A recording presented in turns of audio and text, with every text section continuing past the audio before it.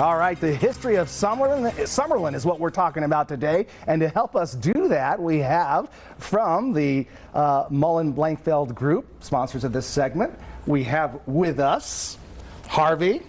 Thanks for having me back. And Alexis, thank you both for being here. Thank you. Really appreciate it. Summerlin's been around for a while, even though it's become more and more developed, certainly over the last, 4 or 5 decades, maybe? Yeah, I mean, it's been here for a long time, and when people move to Las Vegas, it's like the first thing out of their mouth is, hey, what about Summerlin? It's so prominent.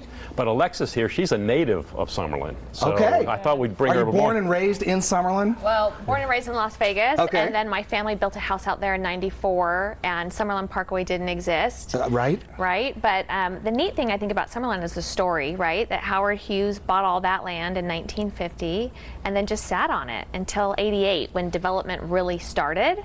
And to know that it has grown so rapidly, but we're not even done building it yet. We still have 5,000 acres to go. It's hard to imagine, really, because it has developed so much. I know it. I know it. So it started out as 25,000 acres. I think there have been some land acquisitions since '88 till now.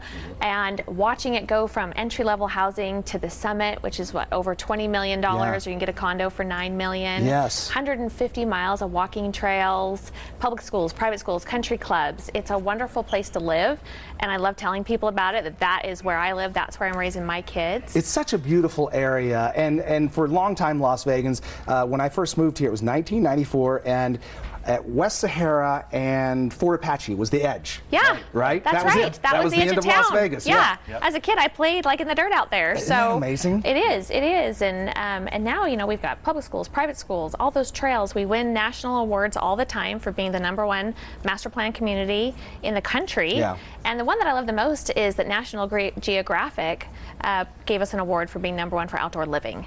Wow. So that's amazing. Very impressive in Las Vegas, especially. It is. It is. Yeah. What else sets Summerlin apart, Harvey? You know, I think that the width and breadth of the type of homes you can get there, I love that. The fact you can get a condo and you can get a $20 million mansion.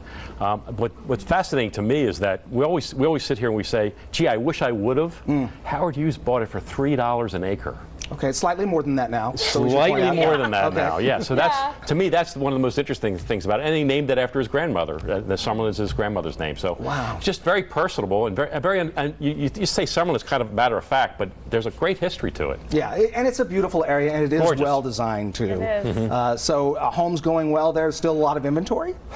No, the inventory is low.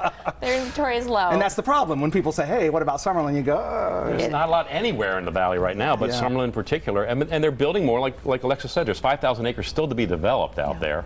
And, you got downtown Summerlin, which is a marvelous place to shop. You got the baseball team down there. Yeah. And now, apparently, I heard this morning, maybe the A's will be playing out there. I don't know. That'd be kind of interesting, Isn't that too. wild? It's a lot to be discovered in the next few years, especially. Thank you both so much for being here. Thanks, Ken. you. Really appreciate it. And we do want to thank the Mullen Blankfeld Group for sponsoring this segment. You can give them a call at 702-203-1165 or just scan that QR code real quick for more information.